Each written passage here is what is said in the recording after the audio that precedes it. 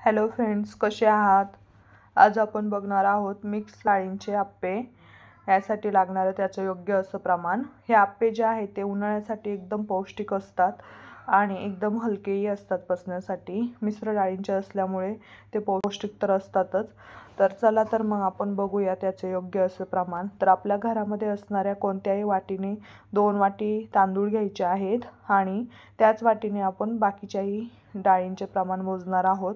तर त्यासाठी 2 वाटी डाळी घ्यायच्या आहेत. तर त्यामध्ये मी अर्धी वाटी मुगाची डाळ घेतलेली आहे, अर्धी वाटी मी उडदाची डाळ घेतलेली आहे आणि 1 वाटी मी चणा डाळ घेणार आहे. यामध्ये आपण डाळींचे प्रमाण कमी जास्त करू शकता, पण 2 वाटी मिळून घ्यायचं आहे.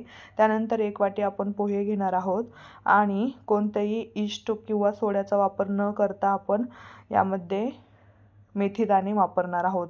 तर 1 चमचा मी मेथीदाणे घेतलेले आहेत आणि सगळ्या डाळी आणि तांदूळ एकत्र मिक्स करून घेतलं.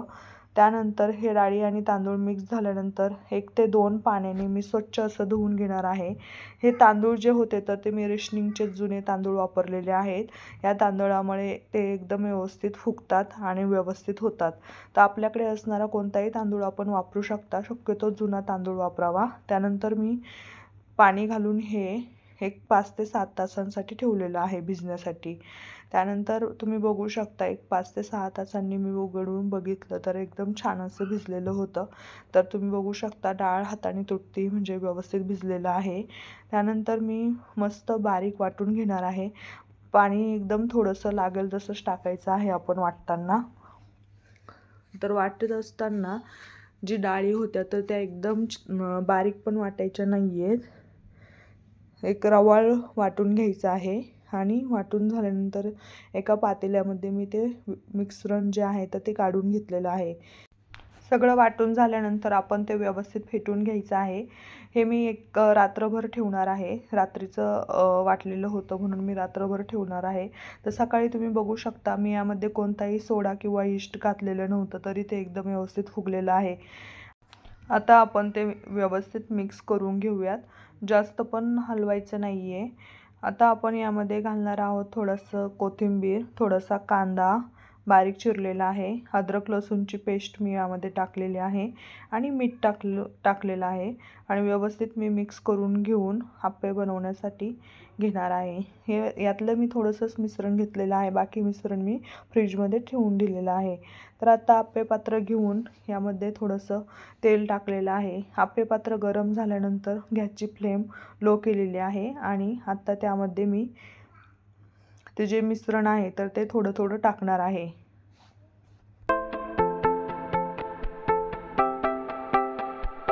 सगळे यामध्ये मिश्रण टाकून झाल्यानंतर आपण याला झाकण लावून ठेवणार आहे. 5 ते 7 मिनिटांसाठी आपण झाकण ठेवून मस्त असे शिजू देणार आहेत. तर एक साईडने तुम्ही बघू शकता एकदम छान असे ते शिजलेले आहेत आणि दुसऱ्या साईडने मी उलटून ठेवणार आहे. तर आता दुसऱ्या साईडने उलटल्यानंतर आपण यावरती झाकण ठेवण्याची गरज नसते. एकदम बिना झाकण ठेवताच 5 मिनिटच ते होऊ द्यायचे आहेत. सगळे आप्पे पलटवून झाल्यानंतर आपण थोडं थोडं तेल टाकणार आहोत. एकदम थोडंसंच तेलाची याला गरज असते, जास्त तेल टाकण्याची गरज नसते आणि मंद आचेवरतीच होऊ देणार आहे.